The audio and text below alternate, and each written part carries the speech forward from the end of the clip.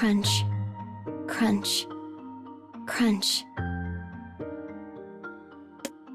The sound of feet on fallen leaves echoes through the forest.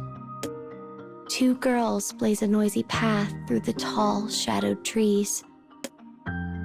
When they laugh, they sound like a pair of merry songbirds. Suddenly, the girl with silver hair poses a question to the girl in glasses. Hey, so why are we out in the forest anyway? I guess I just wanted to come on a walk with you. Seriously? That's it? The girl with silver hair chuckles as she waits for a response. Though she sounds slightly annoyed, she's actually quite content, for any time spent in the company of her best friend is precious to her. Both girls are witches in training at the local school of magic. They have been inseparable since they first met. Their life at the school is a stressful one. The professors are harsh, the research topics difficult. And this is why they are both so pleased to spend an afternoon in nature, where nothing is demanded of them except to be in the moment. Rays of gold spill through gaps in the stalwart trees. The two girls weave in and out of the light, enjoying its gentle warmth. This moment, though fleeting, enfolds them both in a dreamlike calm. The bespectacled girl compliments the way her friend's silver hair glitters in the setting sun. In response, the friend plucks a marble-sized piece of fruit from a nearby tree and holds it in her hand. Want to know the secret? It's this. I put oil from this fruit on my hair every night. Really? Oh my gosh, you have to teach me how to make it. Wait, hang on a second. Isn't it your birthday today? Though the bespectacled girl blushes and turns away, the joy at her friend's remembering is clear. She has never been one to speak about herself, so most of her birthdays come and go without fanfare or celebration. But this day, she woke up wishing only for one thing: to spend time in nature with her best friend. That moment, that memory, would be present enough. Suddenly realizing she has forgotten until this instant, the silver-haired girl pauses, her hands frozen in midair. Sorry, I didn't really get you anything. I'm just happy you remembered, replies her friend. Her smile is genuine, radiant. Seeing her joy, the silver-haired girl begins to feel guilty all over again and quickly asks her friend if there is anything she wants. The other girl stares at her, thinking.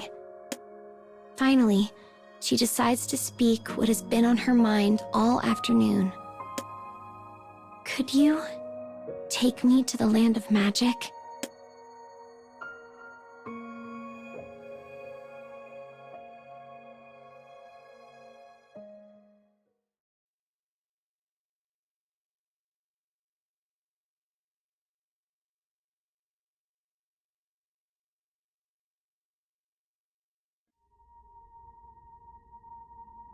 Two girls walk through a forest bathed in the light of the afternoon sun.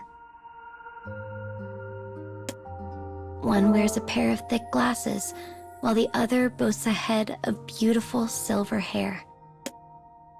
As they walk, the silver-haired girl ponders what her best friend said to her a moment before. She wants to go to the land of magic? How am I supposed to take her there for her birthday when I don't even know what it is? The bespectacled girl had always been a bit of an odd duck compared to the rest of her classmates, so having her blurt out such a request wasn't totally unexpected. I'm sorry, she says. Was that a weird thing to ask for? I mean, I guess I've heard weirder, replies her friend with a small chuckle. So tell me about this land of magic. What kind of place is it? The girl pauses before replying, considering what the place means to her. Well, I guess it's a place where everyone can just live as themselves.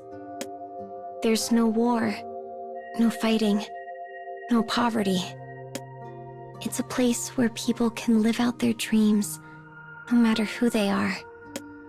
Uncomfortable with talking at such length, the girl hastens to finish her tale. I know it doesn't really exist.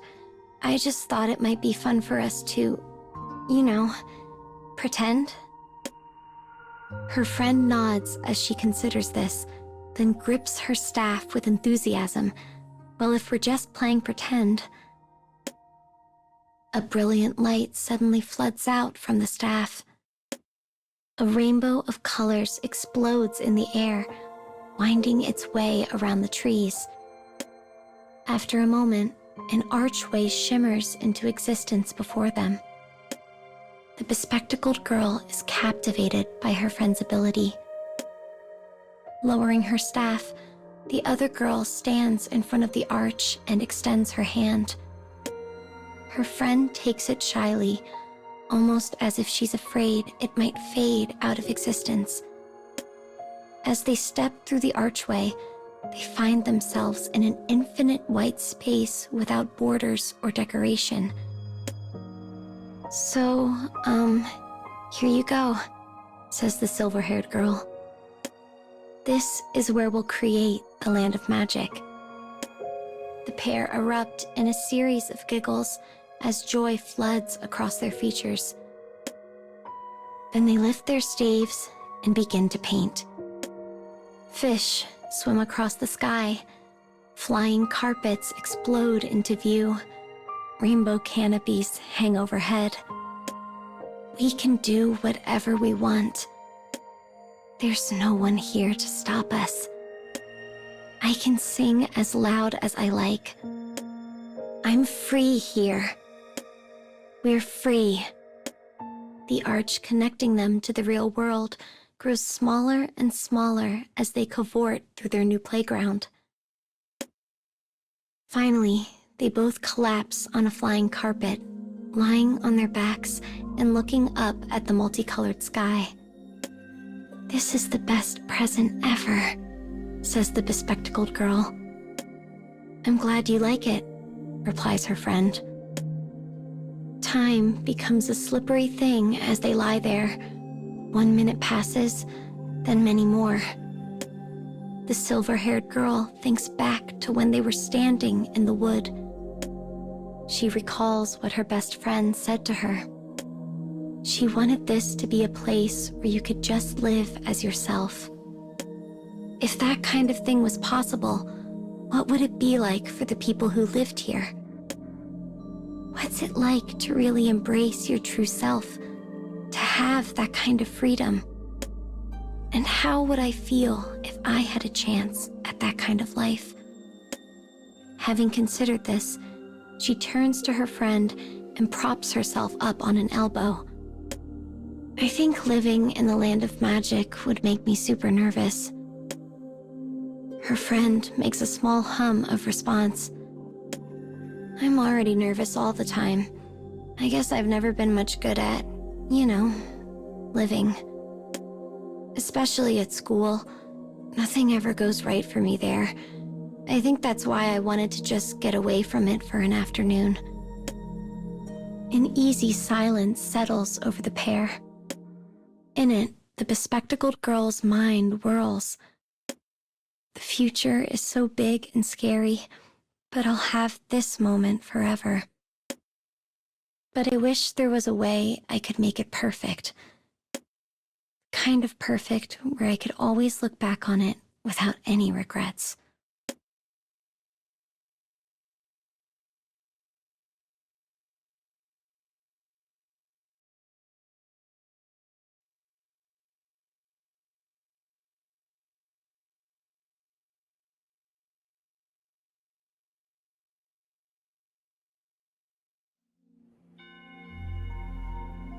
a disembodied melody drifts through the air.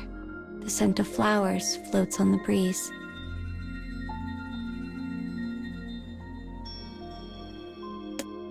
Soft sunlight envelops them like wisps of cotton candy. The bespectacled girl is walking with light, airy steps. The silver-haired girl follows close behind. They are in the land of magic, a place created by their own hands. They used their magic to paint the land however they liked, filling it with vibrant color and images. A rainbow canopy stretches across the sky, illuminating the world in colors so beautiful the mind lacks words to describe them. As they walk, the girls leave 2 sets of perfect footprints in the star-shaped sand covering the ground. "So how far does this go?" asks the bespectacled girl. Her friend considers this for a moment. "Actually, I don't even know." The other girl nods and keeps walking, as if the answer was inconsequential one way or the other. Her friend smiles to herself and maintains her pace. As they move, the scenery slowly begins to change. 10 minutes ago, they had been walking on the shoreline of an endless blue ocean. But now it has transformed into a field of brilliant white flowers that stretches off to the horizon. The flowers are shaped like little trumpets. Halting for a moment, the bespectacled girl plucks one and tucks it behind her friend's ear. The other girl reaches up to touch it, a sense of wonder on her face. "It looks great on you." "Really?" "Oh, that gives me an idea. We should make a flower crown." The girls grin at each other and clasp each other's hands tightly. They then drop to their knees and begin assembling their new creation. It begins taking shape in a flurry of petals and stems and roots. The expression on the girls' faces is one of utter joy. As always happens with simple, repetitive tasks, they begin to talk as they work. The volume soon heightens as they chatter on about this and that. But eventually, the topic turns to the day of pledging. It is a traditional ceremony for all who practice magic. The purpose is to bring 2 magic users together in order to share their talents and create an even more powerful system. But for a pledge to work, the pair must already share a deep spiritual bond. They must have each opened their hearts to the other. The 2 girls imagine what that day will be like. A picture of the occasion forms in their minds. 2 people dressed in ceremonial finery stand across from each other. They exchange avowal rings, the symbol of the pledge. Perhaps they even kiss when it is complete. This is all speculation. Pledges occur in secrecy, so neither girl has ever seen one. But that secrecy only encourages their imaginations to run even wilder. As they talk, the flower crown comes to a sort of completion. While not the prettiest thing ever made, it comes from the heart, which makes it precious. The silver-haired girl gently places it atop her friend's head. "It looks lovely on you. I bet you'll wear something like this on your wedding day." The other girl smiles clumsily in response. "Hey, so maybe we should practice our own day of pledging," she says in a rush. "I mean, since we're here and all." "Didn't some dead guy decide that a pledge can only be made between a boy and a girl?" responds the silver-haired girl. "Well, I could be the boy. I mean, if you want." The other girl nods, and the pair climb to their feet. They then begin preparing for the event.